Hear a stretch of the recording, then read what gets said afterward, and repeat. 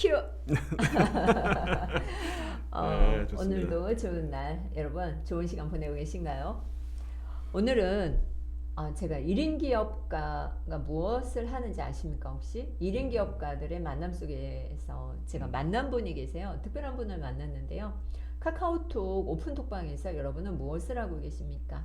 저와 우리 지금 화면에 보이시는 우리 이영권 대표님과는 카카오톡방에서 만났습니다. 우리 잠깐 소개해 주도록 하겠습니다. 네, 안녕하세요. 이 세상 모든 청년이 잘 사는 그날까지 잘 사는 멘토스쿨의 금융인문학자 이영권입니다. 반갑습니다. 와, 반갑습니다. 환영합니다. 네, 잘 오셨습니다. 오늘 이영권 대표님과 두 번째 시간을 맞이하고 있는데요. 이영권 대표님을 1인 지혜 기업가로 소개시켜 주시죠. 1인 기업체가 아니고 지혜 기업가. 지혜 기업가. 네, 아, 헷갈리시죠? 금융 인문학자에서 다시 바뀌었나요? 아, 그게 아니라 예. 이제 금융인문학이라는 이제 그 카테고리에서 주로 활동을 하고 있는데 네. 1인 기업가 중에서도 1인 지식 기업가라는 얘기를 요즘 가끔 들어보셨을 거예요. 맞아요. 1인 지식 예. 기업가라고 많이 하죠. 예, 그래서 사람들이 대부분 지식을 전달을 하고 정말 유용한 지식들을 전달을 하고 그것으로써 선한 영향력을 미침으로 해서 나의 자존감도 챙기면서 수익도 구축하시는 이런 분들을 이제 1인 지식 기업가라고 하는데 저는 그 지식에서 한 단계를 좀 더 업그레이드하고 싶었어요. 그게 뭐냐면 지혜는 지식 플러스 경험이거든요. 지식은 모두 다 책만 읽어도 알 수 있는 부분이지만 그것을 실제로 실행을 해보고 그 경험을 플러스 시켜서 아 진짜 해봤더니 이렇디다 이렇게 될 수 있습니다. 자신 갖고 권해드립니다라고 말할 수 있는 지혜를 전달해 줄 수 있는 그런 사람이 되고 싶어서 저는 지식기업가에서 한 단계 더 올라가서 지혜기업가라고 이름을 정하고 활동을 하고 있습니다. 이야, 멋지다. 어쩜 이렇게 아이디어가 발상이 놀랍네요. 요즘은 지식을 전하려고 네네네. 오픈톡방에서 그렇게 막 난리를 치고 막 그러잖아요. 맞습니다. 네. 그러니까 많으신 분들이 이제 예. 그 많은 분들을 이제 내 방에 모이시고 싶으시니까 요즘 AI 같은 다음 AI 공부하시고 또 새로운 거 공부하시고 정말 열심히 하세요. 근데 거기 한 가지 약간 이제 2% 부족하다고 느껴지는 부분이 네. 그렇게 이렇게 너무 자꾸 중심을 이렇게 피보팅 하시다 보면 결국 나의 색깔은 뭘까가 헷갈리실 수가 있잖아요. 그리고 또 한 가지는 남들과 똑같은 지식을 또 이분도 전달하시네라고 또 식상해 하시는 분들이 생길 수가 있잖아요. 거기에 어떻게 보면 한 가지 팁일 수 있는데 단순히 지식을 전달한 게 아니라 내가 실제로 해보고 해본 내용을 전달을 한다라는 쪽으로 가신다라면 다른 분들과 차별화될 수 있지 않을까라는 힌트에서 나오는 나의 뜻입니다. 경험을 마음껏 발휘할 수 있는 그렇죠. 예. 그런 것이 되었으면 좋겠네요. 네. 지금 원래 전공이 무엇이세요? 네, 제 원래 전공은요 화학공학입니다. 화학공학? 네. 와. 전혀 의외죠? 네. 금융인문학, 네, 화학공학. 저도 뭐 전산과 나와서 지금 하는 게 낭독하고 뭐 AI 디지털 교육하니까 좀 연관은 있긴 하네요. 네. 그러니까 요는 네. 저는 화학공학을 전공해서 화학회사에서 22년을 일을 했어요. 와, 실제로 네, 일하셨어요? 실제로 일을 했고요. 오. 그냥 일을 한 게 아니라 네. 22년 동안 일본계 화학회사에서 한국 사람으로서 일본 기업을 대표해서 중국에서 주재원 활동도 하고 거의 중국, 한국, 일본, 대만까지 거쳐가면서 화학계에서는 꽤 활동을 많이 했던 사람입니다. 와, 예. 아니 그런데 지금 이렇게 하고 있는 일하고는 괴리가 조금 있지 않아요? 바로 그 부분이죠. 예, 어떻게 대부분의 변경하게 분들이 자기의 전공을 가지고 평생을 못 좀 가요. 속된 표현으로 울거먹으려고 하시죠. 네. 그리고 그 자기의 전공에 나를 완전히 그냥 파 묻어서 나는 그거 아니면 나의 아이덴티티가 없는 걸 생각을 하시는 분들이 많잖아요. 근데 제가 화학계에서 화학제 일을 못했다가 아니고 잘했습니다. 나름대로 인정도 받았었고. 인정 받으니까 예, 그렇겠죠. 그렇죠. 예. 예. 그랬었는데 제가 그걸 과감하게 만 47살 때 이제 47살 때. 47살 때 한글 예. 헷갈리네요. 47살 때 은퇴를 결정을 하고 나왔는데 예. 그 일이 싫어서라기보다는 그 일이 내 일이 아닌 것 같은 느낌이 들었고 그 몇 년을 하신 거예요? 22년을 했습니다. 22년을 예. 안 맞는 옷을 계속 입고 계셨구나. 안 맞는지도 모르고 그랬죠. 대부분이 우리가 그렇게 살잖아요. 대부분의 맞아요. 경우가 그냥 고등학교 때 공부하다가 그 점수에 맞춰서 전공도 내가 하고 싶은 전공이 아니라 점수에 맞춰서 정하고 예. 전공에 나온 채로 그 일을 관련 일을 끄덕 죽을 때까지 하시게 되죠. 근데 그러고서 그렇게 살고 나셨을 때 과연 행복하시냐는 거죠. 저는 그 부분을 좀 빨리 깨달았어요. 그래서 47살 됐을 때 아무리 생각해봐도 이게 내가 살고 싶은 삶이 아니라는 걸 느껴서 회사에서 좀 경기가 안 좋아져서 권고사직을 권했을 때 바로 옳거니 하고는 바로 그냥 1호로 신청하고 나왔거든요. 아니 근데 그때 가정에 있지 않았어요? 있었죠. 그러니까 집사람 참 고마운 게 예. 집사람한테 그 얘기를 했더니만 잘했다고 그만두시라고. 진짜요? 네, 그래서 남들보다 먼저 빨리 나와서 그 자리에서 먼저 앞서가시라고 해준 집사람에 이 자리를 빌어 참 감사를 드립니다. 예, 어머 집사람 와이프가 참고로 집사람은 공무원이셨기 때문에 아. 지금도 제가 그 덕에 좀 제가 아이고 하고 싶은 일을 하고 있습니다. 감사합니다. 예, 와이프를 아주 잘 얻으셨네요. 예, 제 책에도 썼습니다. 고맙다고. 네 감사합니다. 또 더 그렇죠. 크게 성장하기 위한 거잖아요. 맞습니다. 그러니까 요는 그렇습니다. 그러니까 열심히만 사는 게 중요한 게 아니라 인생은 속도가 아니라 방향이라고 얘기하지 않습니까? 네. 다들 우리나라 사람들은 뭐든지 하면 다 잘합니다. 기본적으로 DNA가 그래요. 하지만 잘하는 게 중요한 게 아니라 내가 정말 하고 싶고 행복한 일을 하고 있느냐에 이제 인생 이만큼 포커싱이 돼야 되지 않을까 싶습니다. 그런 의미에서 저는 그 회사를 빨리 그만두고 제가 하고 싶은 게 뭔가를 찾는 과정 중에 찾게 된 것이 바로 인문학이었고요. 저도 인문학 예. 찾았습니다. 인문학. 맞습니다. 예. 그 인문학 여러분 인문학 하면 뭐가 생각나세요? 사람인. 그렇죠. 사람은 왜 살죠? 행복하려고 살잖아요. 인문학을 하시는 모든 분들이 꼭 생각해야 될 부분은 바로 행복이란 두 글자거든요. 행복. 네, 근데 사람은 언제 행복해요? 내가 하고 싶은 일을 할 때 행복하죠. 저 지금 낭독해서 정말 네. 행복해요. 그렇죠, 맞습니다. 그런데요 안 좋은 것도 있습니다, 여러분 사실. 왜요? 내가 좋아하는 일, 행복한 일을 하잖아요. 네. 그럼 이게 좀 안 따라줘서 이게 조금 그렇죠. 바로 그 부분입니다. 이 부분은 어떻게 이 부분을 보세요? 저희가 조금 플러스 시켜서 말씀을 드릴게요. 예, 좋아요. 대부분의 분들이 이게 안 되면 내가 하고 싶은 일도 포기해 버려요. 사실은 예, 이게 저는 순서가 바뀐 일이라고 생각을 합니다. 우선은 내가 하고 싶은 일을 해야 돼요. 하고 싶은데 그게 돈이 될 수도 있고 안 될 수도 있습니다. 그럼에도 불구하고 그 일을 해야 됩니다. 그걸 일명 천직일이라고 합니다. 천직일. 천직. 예, 그 구본현 선생님한테서 배운 진짜 공부란 책에서 나오는 내용인데요. 천직일이 있고 내가 돈을 벌기 위해서 하는 일을 승부일이라고 합니다. 근데 이 승부일은 꼭 내가 하고 싶은 일이 아니라도 할 수밖에 없는 경우가 발생이 돼요. 돈을 벌기 위해서. 즉 그렇죠. 인생 이막이나 지금의 이 창조 경제 시대에서는 한 가지 일을 갖고서 밥 벌어 먹고 살 수 있는 세상이 아닙니다. 어차피 두 개, 세 개 일을 겸직하셔야 돼요. 그렇다면 내가 하고 싶은 일, 천직일, 그 돈이 안 되더라도 낭독이 돈이 안 되시더라도 네. 그거는 꾸준히 낭독이 돈이 됩니다. 네. 예. 안 되시더라도 네네. 되겠지만 예, 예. 안 되시더라도 그거를 꾸준히 하시면서 네. 그 시간을 벌 수 있는 짧은 타임. 저는 그래서 제가 제일 하고 싶은 일이 편의점 알바예요. 편의점 알바요? 네. 편의점 알바 하루 6시간 정도 일하고 거기서 100만 원, 200만 원을 벌었을 때 생활비를 쓸 수 있다면 나는 나머지 시간은 내가 하고 싶은 인문학 공부를 하고 강의를 하고 책을 쓰고 그걸 하고 싶은 거죠. 즉 그냥 편의점 알바를 내가 50대인 내가 알바를 하고 있다 그러면 사람들은 뭐라고 쳐다봐요? 아유 불쌍해라고 쳐다볼 수 있겠죠. 좀 불쌍하다는 생각 한 네. 번도 안 해봤는데. 네. 아니, 그렇게 볼 수도 있잖아요. 그래요? 어쩌다가 저 사람은 저거 하고 있지라고 생각할 수 있잖아요. 사장님인 줄 알죠. 그럴 수도 있겠네. 네, 사장님인 줄 알아요. 네, 그럴 수도 있겠네요. 예. 근데 정말로 내가 정말로 생활비 벌 돈이 없어서 내가 어쩔 수 없이 편의점 알바를 하고 있다면 비참할 수 있겠죠. 하지만 나는 인문학 강사라는 내가 하고 싶은 일이 있어서 그걸 하기 위해서 시간을 적게 투자하면서 내가 공부할 수 있는 시간을 가질 수 있는 그 알바를 택했다라면 이분은 자존감이 전혀 스크래치가 안 나면서 두 개를 영위할 수 있죠. 그래서 여러분들이 잘 살려면 이 천직일이 중요한 겁니다. 내가 하고 싶은 일이 있어야만 내 자존감을 챙길 수가 있어요. 여기서 자존감이란 무엇일까요? 예, 여러분 또 요것도 정확히 아셔야 되는데 네. 자존감을 하려면 자존심을 또 아셔야 돼요. 예. 자존심과 자존감이 어떻게 차이가 있는지를 아셔야 되거든요. 근데 이게 헷갈리시는 부분들이 되게 많아요. 그러니까 소위 말해서 쫀심을 살리시거든요. 쫀심. 예, 그게 자존심입니다.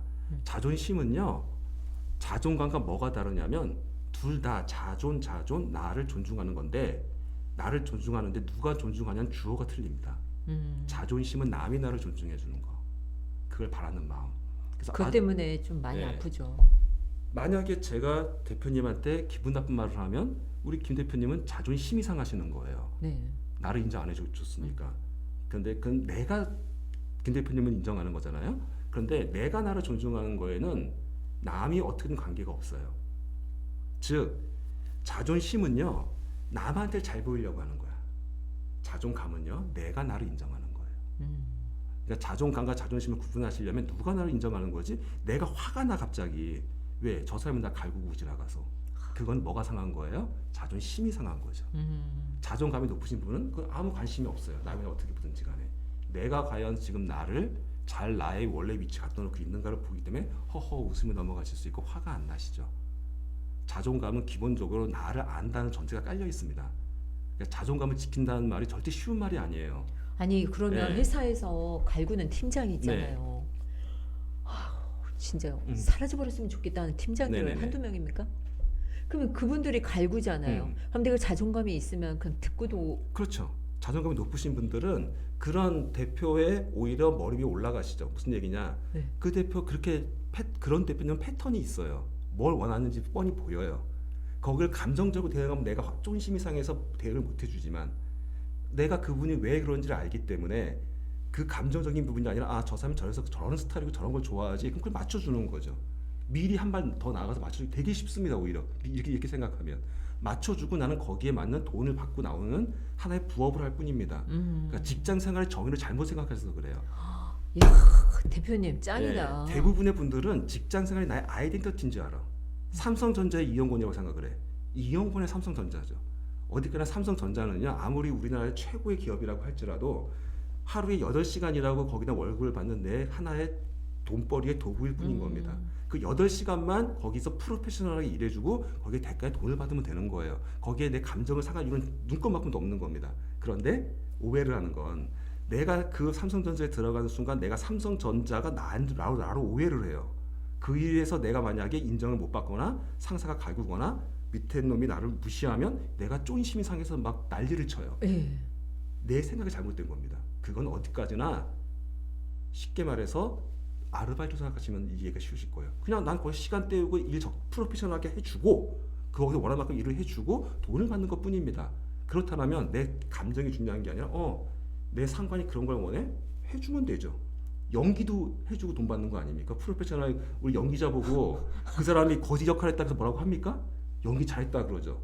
우리도 그 마음에 안 드는 상사한테 맞춰주는 연기를 해주면 돼요. 야 저는 그걸 못 해가지고 많이 그렇죠. 힘들었거든요. 예, 맞습니다. 저도 그랬습니다. 이게 이걸 좀 깨달은 것도 미치겠더라고요. 저도 회사를 나오고 깨달았어요. 오 맞아. 그래서 나왔어요. 도저히 못 참겠어서. 솔직히 다시 들어가면 잘할 것 같은데 그런 생각 많이 그러면 안 잘릴 텐데 막 이런 생각도 많이 하고요. 예, 네. 예, 그런 생각을 합니다. 아 그랬구나. 체크하세요. 자존감. 예, 저기 월급쟁이 분들 예. 월급쟁이 그 자리에 가서 연기해주고 돈 받는 걸 생각하시면 아주 쉽게 하실 수 있으실 거예요. 야, 그걸 진작 깨달았다면 그렇죠. 이것을 이 방송을 보는 사람들 정말 땡 잡았다. 그렇죠. 자존감. 그래서 인문학이 중요한 거예요. 인문학은 행복이고 행복은 결국 나고 내 중심으로 본다 그러면 여러분이 그렇게 감정 상했던 모든 것들이 다 별로 중요하지 않았던 일들인 거예요. 그래서 그런 일들을 나를 중요히 생각하면서 그 일들은 그냥 연기해 주신다 생각하시면 됩니다. 좋아요. 그러면 이 초고령화 사회 네. 행복이잖아요. 네. 그래야 또 장수하는데 음. 그럼 이 장수 시대에 잘 사는 법?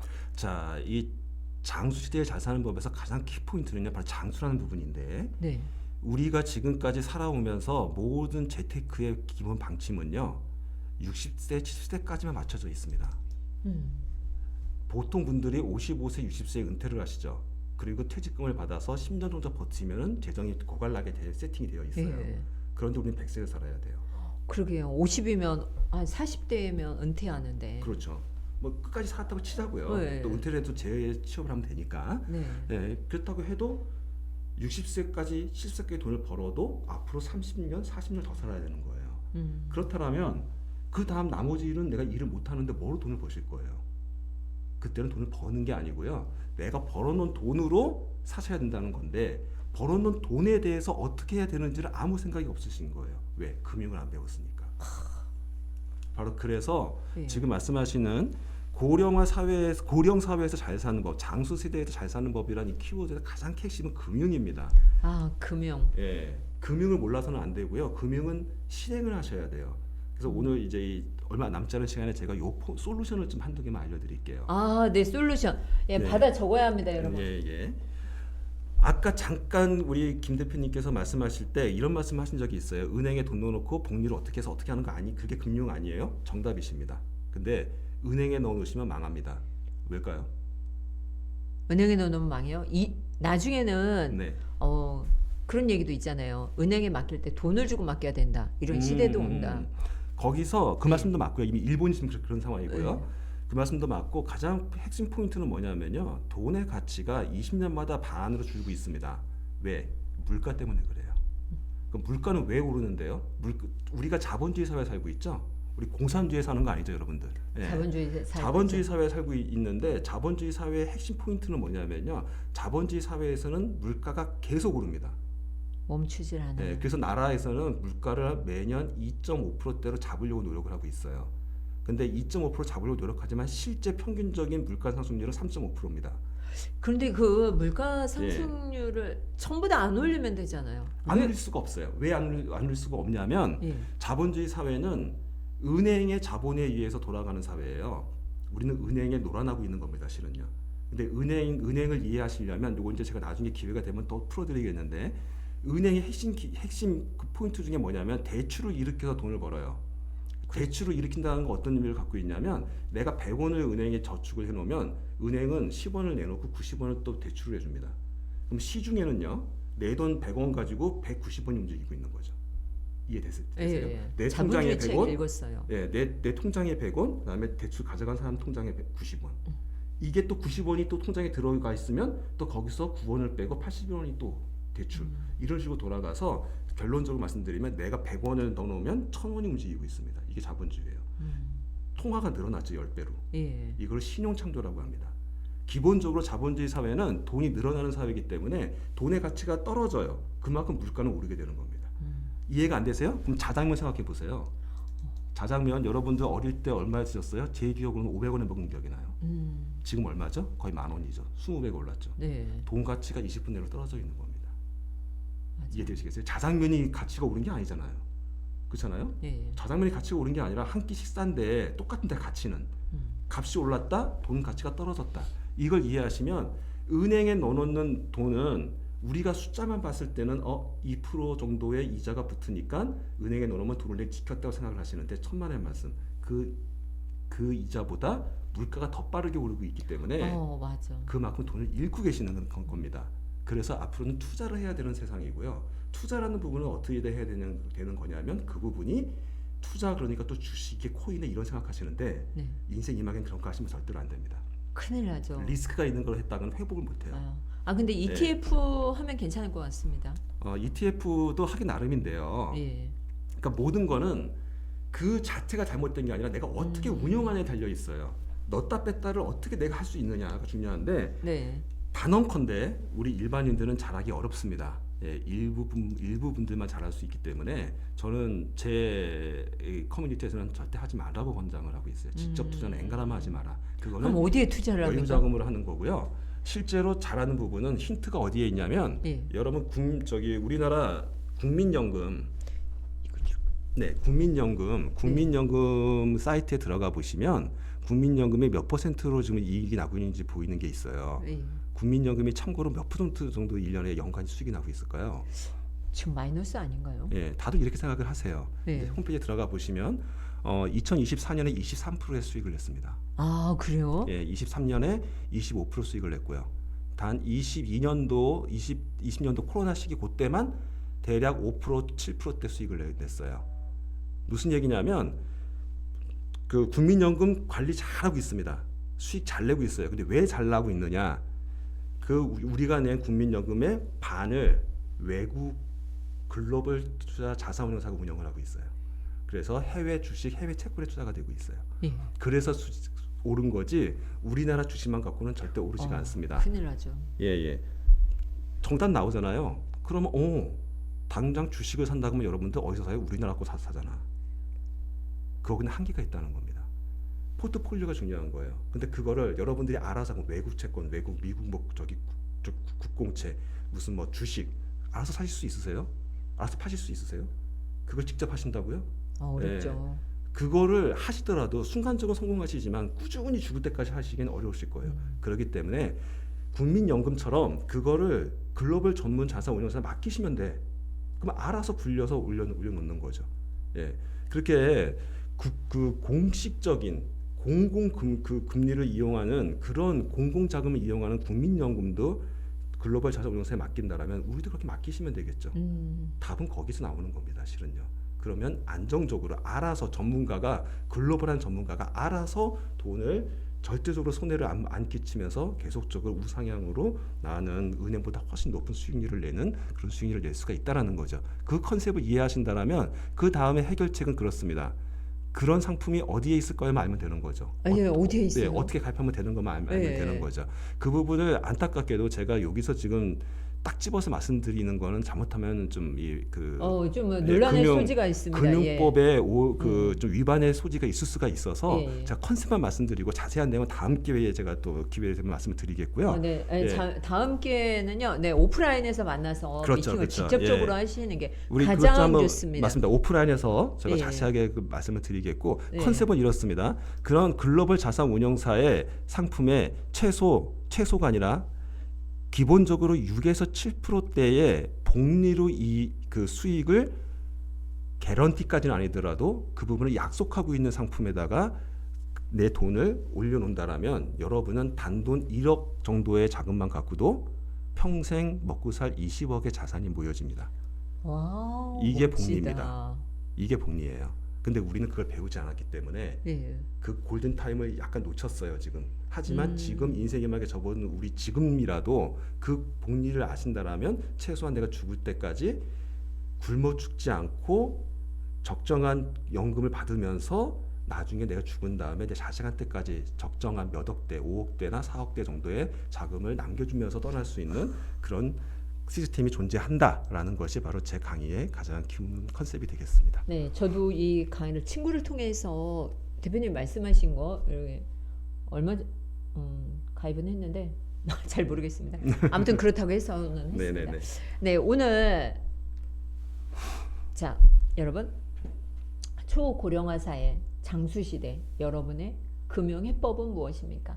내가 100세 시대에 어떻게 살 것인가? 남은 인생, 은퇴 후의 삶을 어떻게 살 것인가? 그 명쾌한 솔루션을 풀어주실 우리 이영권 대표님을 모셨는데요. 궁금하시다. 아, 그래? 1억만 있으면 내가 연금까지 나오고 자식한테도 물려줄 수가 있어? 정말 궁금하다 하시는 분은 댓글을 남겨주시면 자 오프라인으로 모시도록 하겠습니다. 네, 상담료가 있나요 혹시? 없습니다. 예, 상담료는 전혀 상담료도 없고요. 없대요, 여러분. 예, 예. 짱이네. 대부분 상담료 막 이렇게 챙기기 바쁜데 상담료도 없으니까. 예, 상담료를 댓글 챙겨주시면 남겨주세요. 감사하겠지만 안 주셔도 괜찮습니다. 네, 상담료 상담으로 갈 때는 작은 돈 10,000원짜리라도 껌이라도 한 통 사가시면 예, 감사하겠습니다. 커피 한 잔을 받겠습니다. 네. 네네, 커피 한 잔, 2잔 사가서 한 잔씩 마시면서 상담을 하시면 되겠고요. 오늘 마지막으로 정리한 말씀 해주세요. 네. 우리가 지금 살고 있는 이 시대는요. 어떤 누구도 경험하지 못한 시대입니다. 근데 우리는 안타깝게도 예전에 살던 우리 부모님 세대의 습관 혹은 내가 지금까지 살아온 인생 일막의 습관대로 그냥 살아가는 경향이 되게 많아요. 근데 우리한테 주어진 이 앞으로의 인생 이막의 시대는요. 안타깝지만 내 생각보다 너무나 빨리 세상이 변하고 있습니다. 그래서 제가 강조해주고 싶은 부분은 앞으로 생활에 잘 살고 싶으시다면 내가 하루하루 나의 생각을 열고 나 때는 말이야 이런 말 하지 마시고요. 언제든지 어제의 생각했던 그 생각이 오늘은 달라질 수 있는 세상이 돼 있고 어제 옳았던 게 오늘은 옳지 않을 수도 있는 세상이다. 그렇다면 내가 빨리 언제든지 나의 생각을 변할 수 있는 변화력을 갖고 있어야 된다는 그런 마음을 가지시면서 나를 중심으로 나를 기본으로 해서 이 세상에 내가 알맞게 현명하게 나의 생활을 바꿔갈 수 있는 그런 변화력을 구축하시면서 같이 잘 살아가는 사회 만들어갔으면 좋겠습니다. 감사합니다. 네, 감사합니다. 여러분 변화하지 않으면 죽습니다. 변화해야 합니다. 날마다 성장하는 여러분 되셨으면 좋겠고요. 또 17강과 함께 해주셔서 감사하고 또 제가 궁금하면 김영숙 대표 또 17강 또 이영권의 멘토스쿨 잘 사는 멘토스쿨 이렇게 검색을 하시면 되겠습니다. 오늘 내용이 유익하다면 좋아요 구독 눌러주시고요. 또 상담은 무료이니까 남겨주세요. 돈 받지 않습니다, 여러분. 네, 오늘 출연해 주셔서 감사합니다, 아유, 대표님. 불러주셔서 감사합니다. 네, 고맙습니다. 고맙습니다. 예.